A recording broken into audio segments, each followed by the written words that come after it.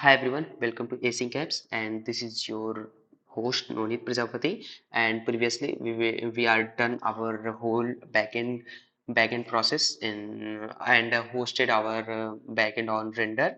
And in this video, what we will do, we will create our Flutter project, and we will see what is file structure and project structure in front in our Flutter app। And so हमें बिना देरी करते हुए अब फटाफट से एक अपना फ्लटर प्रोजेक्ट क्रिएट करना होगा। और इसको एच डी के चूज करके जो एच डी के पाथ है वो हमारा वही रहने वाला है, एंड हमको यहाँ से अपने प्रोजेक्ट की लोकेशन चूज करनी होगी। ठीक है, सो मैं कहाँ चूज करूँगा इसको, and one second, YouTube in this and project and in front end, okay and okay ठीक है। तो हमारा फ्रंट एंड पे ये होगा, एंड हमको क्या क्या बनाना है, मैक ओएस और लिनक्स, इन सारी चीज़ों को मैं डिससेलेक्ट कर देता हूँ, और जो जो चीज़ें मेरे इस लैपटॉप में चल सकती हैं उसको सेलेक्ट कर के रखता हूँ। आईओएस भी नहीं चल सकता, बट ठीक है, आईओएस भी रखता हूँ। ठीक है, और फिर यहाँ पे क्रिएट करते फ्लटर क्या होता है इसके बारे में थोड़ा सा मैं आपको ब्रीफली बता दूँ तो फ्लटर जितने भी नॉन ऑपरेटिंग सिस्टम है, नॉन ऑपरेटिंग सिस्टम क्या ही है, लिनक्स है, मैक ओएस है, विंडोज़ है, और फिर एंड्रॉयड है, इन सारी चीज़ों के लिए आप एप्लीकेशन बना सकते हैं विथ यूजिंग फ्लटर। ठीक है, तो फ्लटर एक काफ़ी स्ट्रॉन्ग मतलब फ्रेमवर्क है जो कि डार्ट लैंग्वेज के ऊपर चलता है। और ये सारी चीज़ें आप जानते ही होंगे अगर कि आप प्रोजेक्ट करने आए हैं तो। मैं एज्यूम करके चल रहा हूँ कि आपको थोड़ा सा प्रायर नॉलेज होगा फ्लटर का। Okay, so create this project and it will take some time. So हमारा प्रोजेक्ट क्रिएट हो चुका है, और ये हमको कुछ मतलब पहले से ही जनरेटेड कोड मिल जाता है हमें। और इस कोड में क्या क्या चीज़ें हैं मैं आपको अभी बताता हूँ। पहले तो मैं इन सारी चीज़ों को साफ करता हूँ, पता नहीं क्या कचरा फैला के दे देता है हमको ये।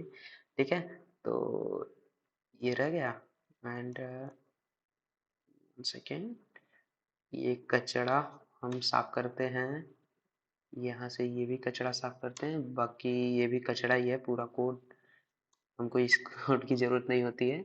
तो मैं ये आपको समझाने के लिए थोड़ा सा इसको साफ कर रहा हूँ, क्योंकि मैं पहले प्रोजेक्ट में कोड करना शुरू नहीं कर दूंगा डायरेक्टली सारी चीज़ें। तो अभी मैं आपको बताता हूँ। ठीक है, एंड इसको भी हटाते हैं। ठीक है, एंड इसको भी हटाते हैं। ओके, तो सब कुछ ठीक है। और अब हम इसको एक काम करते हैं, रन कर लेते हैं। रन हम क्या करेंगे, क्रोम में, एज में, विंडोज़ में, किसी में भी रन कर सकते हैं। मैं एक काम करता हूँ, क्रोम में रन कर लेता हूँ इसको, एंड रन। यहाँ से एंड्रॉयड में भी रन कर सकते हैं, बट थोड़ा सा उसमें टाइम ज़्यादा लगा देता है। मैं वो भी रन करके दिखाऊंगा साइमल्टेनियसली, मैं शायद दोनों पे रन करके दिखाऊंगा कि हाँ मतलब वो वेब वर्जन भी उसका चल रहा है, एंड्रॉयड वर्जन भी चल रहा है, और फिर as well as desktop version भी चल रहा है। ठीक है, सो उससे पहले मैं क्या करता हूँ, ये जब तक रन होता है मैं आपको इसका प्रोजेक्ट स्ट्रक्चर समझा देता हूँ कि हमारे जो फ्लटर प्रोजेक्ट होता है वो क्रिएट होता है तो उसमें क्या क्या चीज़ें होती है, कैसे कैसे क्या काम होता है। ठीक है, तो आप जैसे ही प्रोजेक्ट क्रिएट करेंगे आप वहाँ पे ये देखिए हमारा रन हो गया, और मैं इसको एक स्क्रीन में डाल देता हूँ और इसको यहाँ पे रख कर देता हूँ। ठीक है, तो मैं क्या बता रहा था, प्रोजेक्ट स्ट्रक्चर। ठीक है, तो प्रोजेक्ट स्ट्रक्चर में क्या होता है कि हमें हमारे पास हम जितने ऑपरेटिंग सिस्टम वहाँ चूज़ करते हैं, जैसे कि एंड्रॉयड चूज़ किया था हमने, आईओएस चूज़ किया था, और फिर उसके साथ साथ विंडोज़ चूज़ किया था, उतनों की हमको यहाँ पे एक फाइल मिल जाती है, और वेब वेब भी चूज़ किया था। ठीक है, तो यहाँ पे एक एंड्रॉयड की फाइल मिल गई।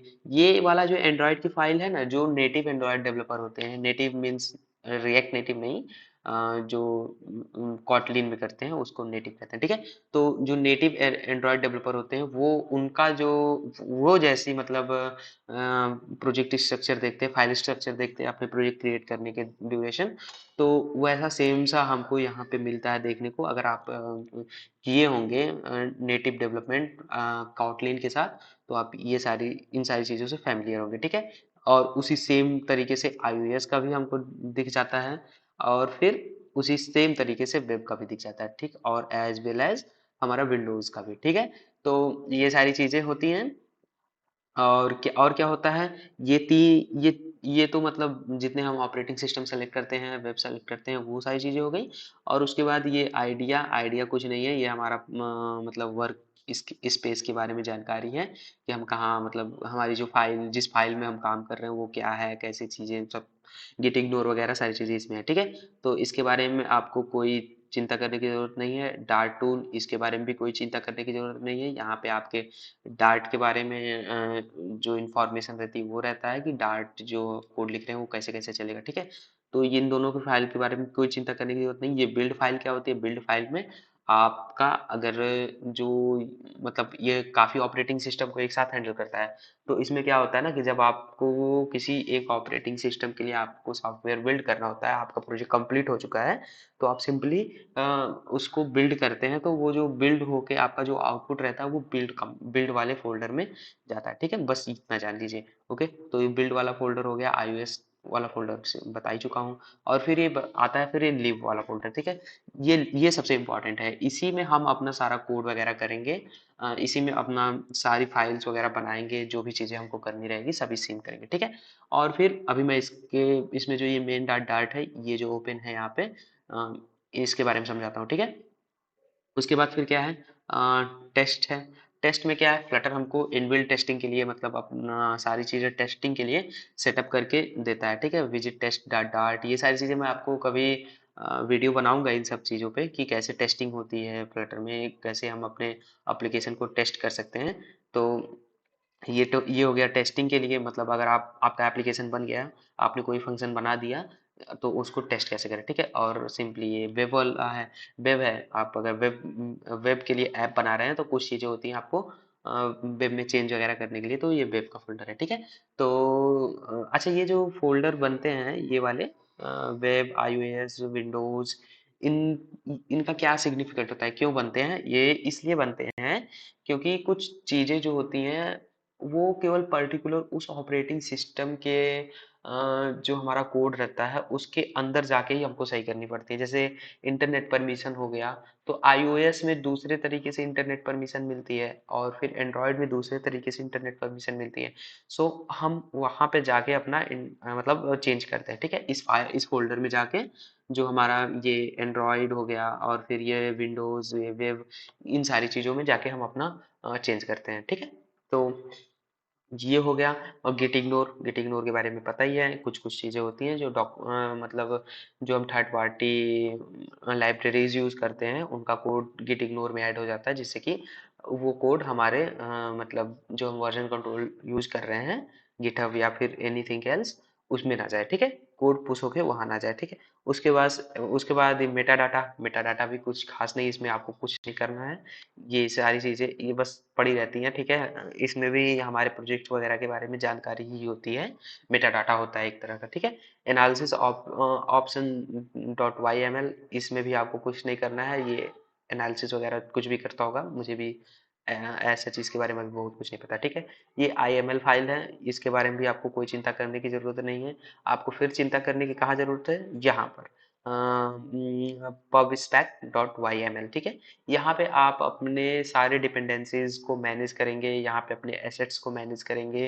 मेन जितने भी कोई भी चीज़ अगर आप यूज़ कर रहे हैं तो सबसे पहले यहाँ पे रजिस्टर करेंगे उसको, और यहाँ से ही मैनेज करेंगे, ठीक है। यहाँ से आप अपने प्रोजेक्ट का नेम और फिर डिस्क्रिप्शन वगैरह जो भी है, और फिर जो वर्जन है आपका, वो सारी चीज़ें, इन्वायरमेंट वगैरह सारी चीज़ें यहाँ पे सेट करते हैं, ठीक।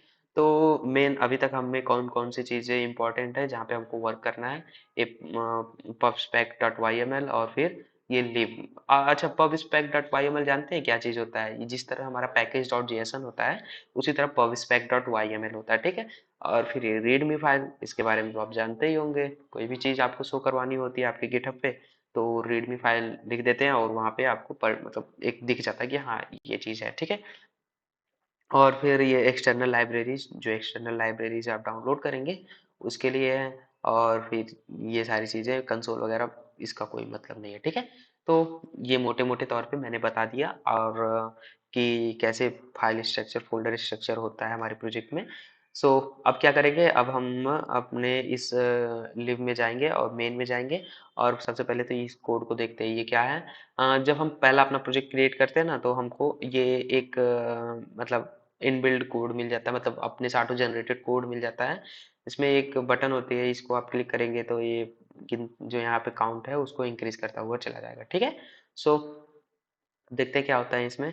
इसमें सबसे पहले जो हमारा डार्ट लैंग्वेज होती है वो सी प्लस प्लस की तरह से काम करती है। तो जैसे सी प्लस प्लस में वाइड मेन होता है, मेन फंक्शन सबसे पहले रन करता है, उसी तरह यहाँ पे भी मेन फंक्शन सबसे पहले रन करता है। ओके, एंड उसके अंदर हमने एक क्लास दे रखा है, मतलब रन ऐप, सॉरी एक फंक्शन आता है हमारा रन ऐप, जो कि हमारे ऐप को रन करता है।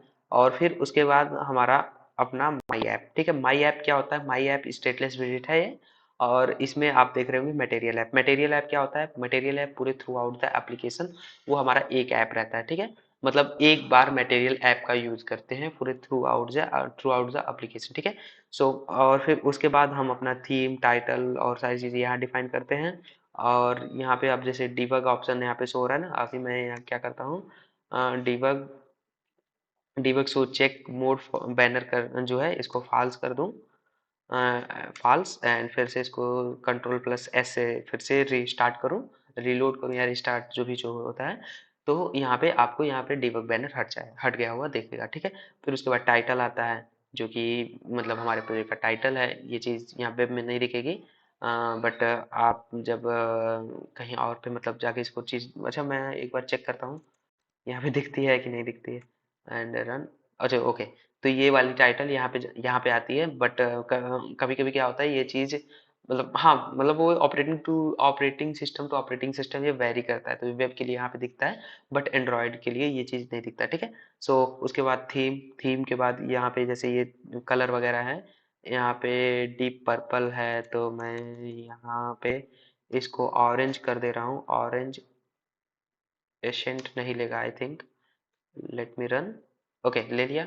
सो ये यहाँ पे ये मतलब इसका थीम चेंज हो गया। और फिर ये जो home home page, my home page है, और ये होम है, मतलब होम क्या होता है, ये इनिशियल स्क्रीन हमारी रहती है, ठीक है। मेरे बैटरी कितनी बची है, 30% बैटरी बची है, अभी ये भी खत्म होने वाला है।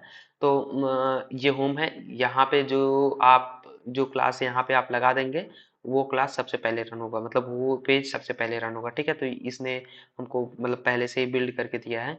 तो ये होम पेज में क्या है, होम पेज में हमारा एक फंक्शन है इंक्रीमेंट काउंटर, और फिर इसमें क्या है, सेट स्टेट लगा हुआ है, इंक्रीमेंट काउंटर, एक काउंटर वेरिएबल बना दिया गया है इस यहाँ पे, और उसको प्लस प्लस कर रहे हैं, ठीक है।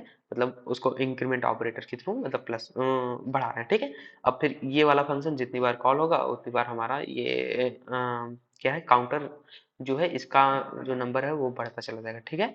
तो सिंपली ये रहता है, ये फ्लोटिंग एक्शन बटन में यहाँ पे लाके ये काउंटर बटन दे दिए हैं, मतलब इंक्रीमेंट वाली बटन दे दिए, ठीक है। तो ये सारी चीजें थी मतलब प्रोजेक्ट के बारे में। अब हम लोग नेक्स्ट वीडियो से अपना कोड अपना स्टार्ट करेंगे कि हमको अपने जो हमने एपीआईज बनाई हैं वो अपने इस प्रोजेक्ट में कैसे इंटीग्रेट करें, कैसे सारी चीजें करें, ठीक है। सो ये वीडियो यहीं पे रहने देते हैं, और आने वाली वीडियो में बहुत मजा आने वाला है।